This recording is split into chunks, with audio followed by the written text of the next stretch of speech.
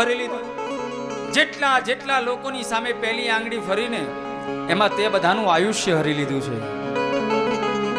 બીજી આંગળી ફરી કૃષ્ણે એની અંદર તે બધાનું બલ લઈ લીધું છે અને ત્રીજી આંગળી ફરીને તે બધાનું વીર્ય લઈ લીધું. વીર્ય વિનાના, બલ વિનાના અને આયુષ્ય વિનાના પુતળાને અર્જુન મારે એમ એને શું પાપ લાગવાનું હતું? કૃષ્ણ, આ મને ખબર છે કે તે શું કર્યું.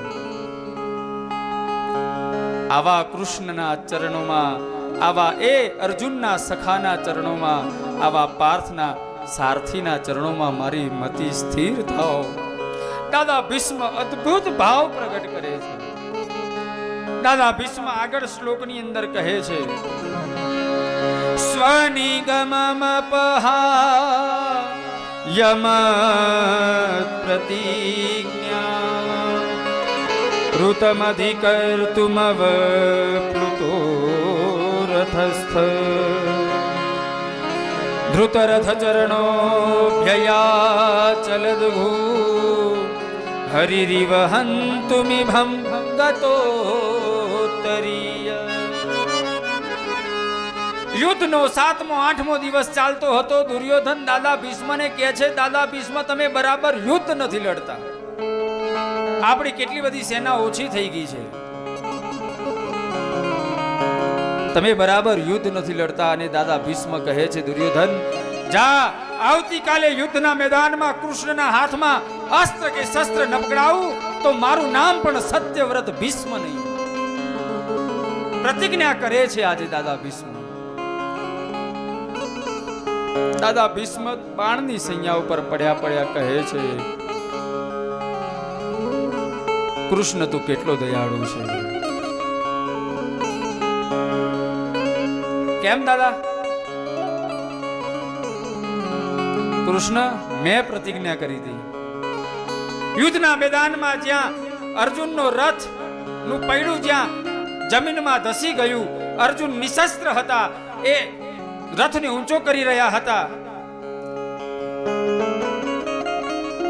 દાદા ભીષ્મ બાણ ચલાવે છે. કૃષ્ણ કહે છે, દાદા તમે તો આ યુદ્ધના નિયમના ઘડવૈયા છો અને તમે જ આ નિયમનો ભંગ કરશો? કૃષ્ણથી સહન ન થયું અને બાજુમાં એક ધ્વંસ થયેલા રથનું પૈડું હાથમાં લીધું છે. જ્યાં પૈડું હાથમાં લીધું અને પૈડું હાથમાં લઈ અને જ્યાં દાદા ભીષ્મ ની ઉપર ભગવાન ધસી રહ્યા હતા, કૃષ્ણના ચરણ પકડી લીધા છે અર્જુને. કૃષ્ણ, તમારું વચન છે, તમારું પ્રણ છે કે તમે અસ્ત્ર કે શસ્ત્ર નહીં પકડો. દાદા ભીષ્મ કહે છે, કૃષ્ણ તે તારા વચનની ચિંતા ન કરતા મારું વચન ન તૂટે ને એના માટે તે હાથમાં અસ્ત્ર ને શસ્ત્ર પકડી લીધા હતા. કૃષ્ણ, હવે આનાથી વધારે દયાળુ કોણ હોઈ શકે? મારું વચન ન તૂટે. મેં કીધું તું હું સત્યવ્રત ભીષ્મ એ કૃષ્ણના હાથમાં અસ્ત્ર શસ્ત્ર ન પકડાવું તો મારું નામ સત્યવ્રત નહીં. મારા નામ ઉપર લાંછન ન લાગે ને કૃષ્ણ, એના માટે તે તારા વચનો તોડી નાખે છે. વાલા કુટુંબીજનો, આપણા માટે ભગવાન આવા ક્યારેક ક્યારેક વચનો તોડી નાખે છે ને. દાદા ભીષ્મ અદ્ભુત સ્તુતિ કરે છે. દિવ્ય 11 શ્લોકની આ સ્તુતિ છે. જે પણ જીવ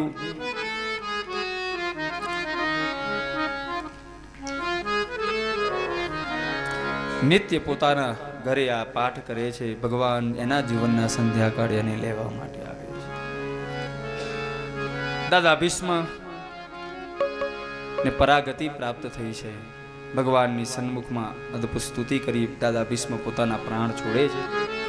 અંત્યેષ્ટિ કર્મ કરાયા છે. આ જ સમયમાં યુધિષ્ઠિર, પાંડવો બધા આવે છે અને યુધિષ્ઠિર દાદા ભીષ્મની સાથે સંવાદ કરે છે કે મારે હવે આ રાજ સંભાળવાનું છે તો કેવી રીતે સંભાળવું.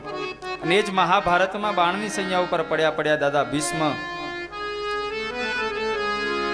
જ્યારે યુધિષ્ઠિર પૂછે છે, કિમેકમ દૈવતમ લોકે કિમ વાપે કમ પરાયણ સ્તુવંતઃ કમ કમર્ચંત પ્રાપ્તિરુમાનવા શુભમ કો ધર્મા સર્વધર્માણામ ભવતો પરમો મતઃ કિં જપન મુચ્યતેર જંતુર જન્મ સંસાર બંધનાત. યુધિષ્ઠિર પૂછે છે એવો કયો નામ મંત્ર છે, કયો જપ છે જેનો જપ કરવાથી, જેનું નામ સ્મરણ કરવાથી આ ભવ સંસારમાંથી જીવ મુક્ત થઈ જાય છે?